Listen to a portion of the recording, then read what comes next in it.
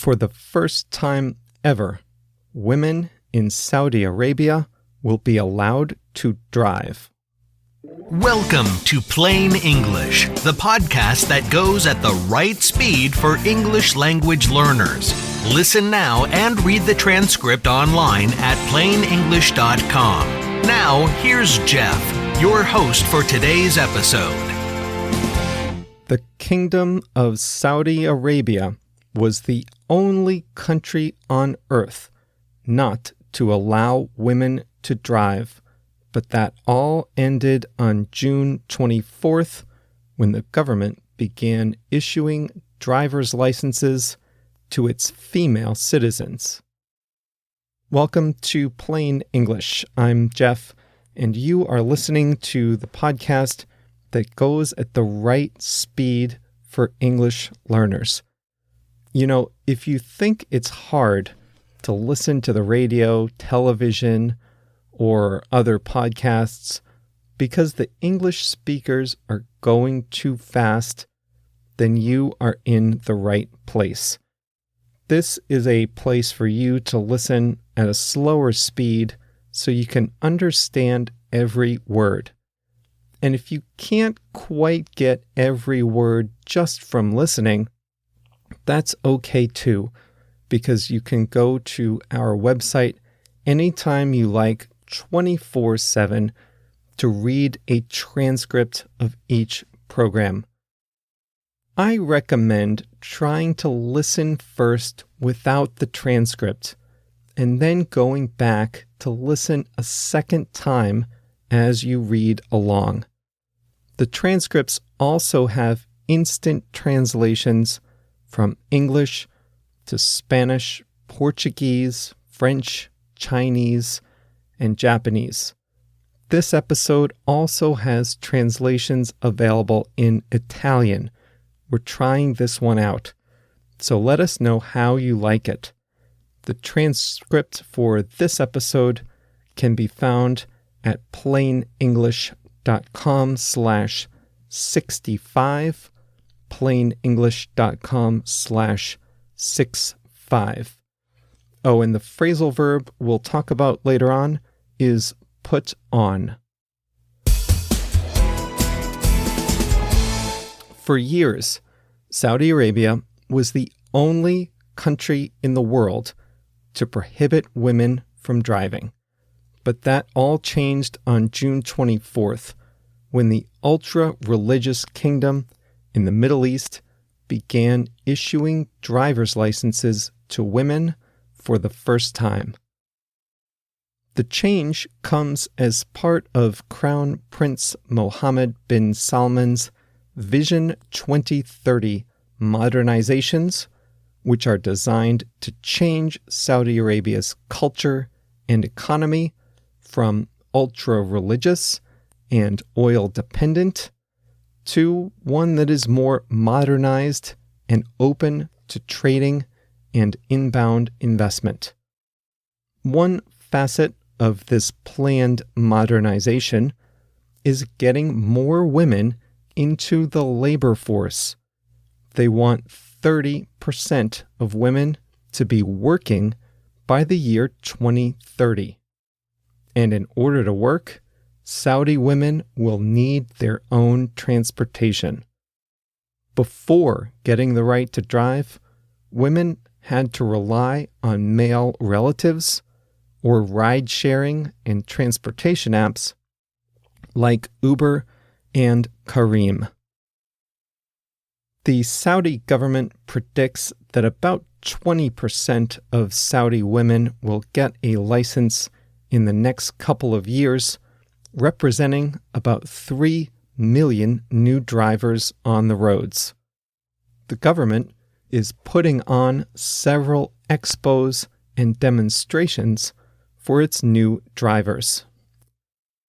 In Riyadh, the capital, they set up an expo for women called Have Confidence, Get Out There. It was designed to show women how to drive. The expo took place in a parking lot outside a shopping mall and featured a party-like atmosphere with loud music and searchlights.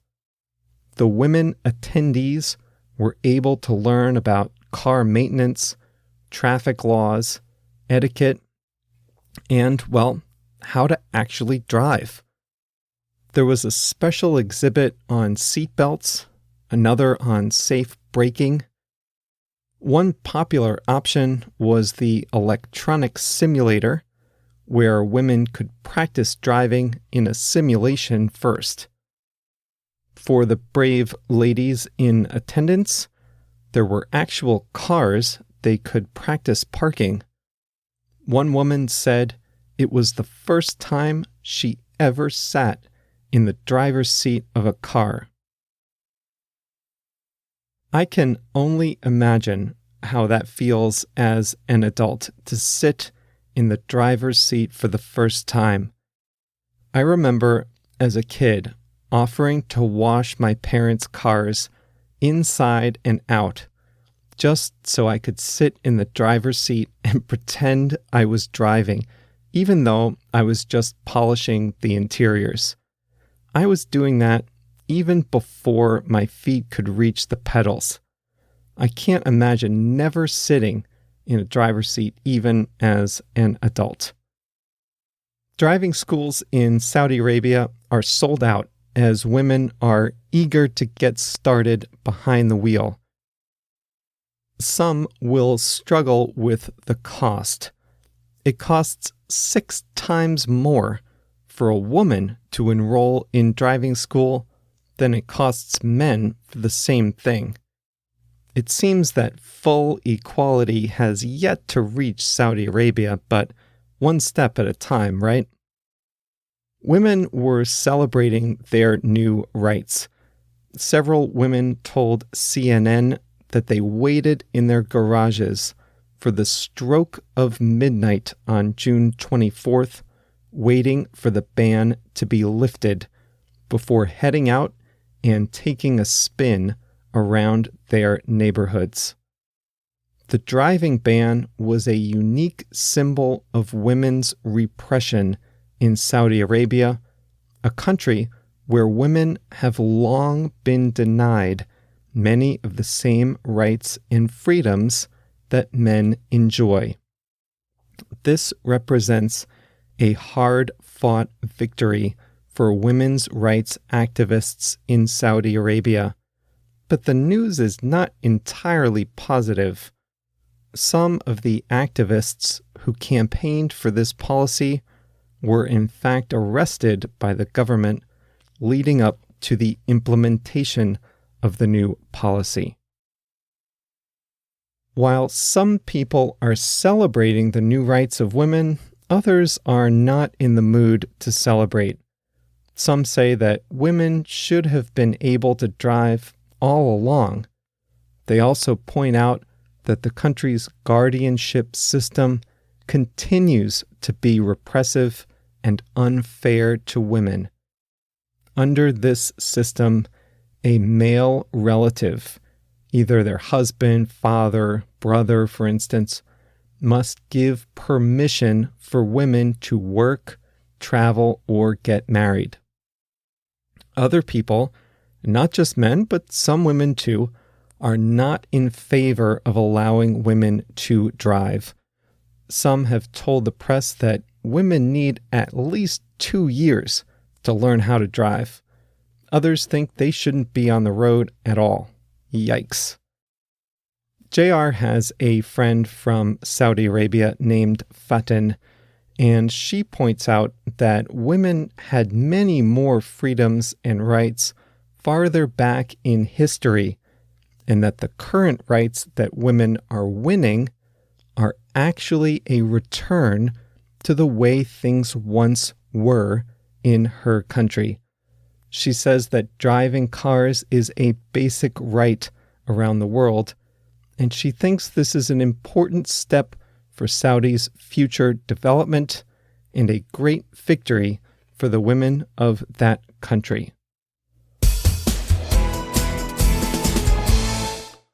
One of the early episodes of Plain English was about the very first movie theaters that opened in Saudi Arabia earlier this year. For years, movie theaters weren't allowed in the country. If you'd like to listen to that episode, go to plainenglish.com/09. plainenglish.com/09, way back in episode 9. I want to say hi to Rebecca from Brazil today. She obviously speaks Portuguese, now English, and is going to start on French too.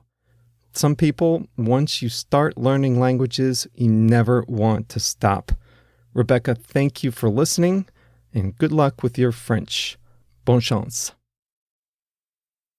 The phrasal verb I'd like to tell you about today is put on. You've probably heard this before in a different context, like, I'm going to put on a jacket because it's cold outside, or I'm going to put on my shoes before going out of the house.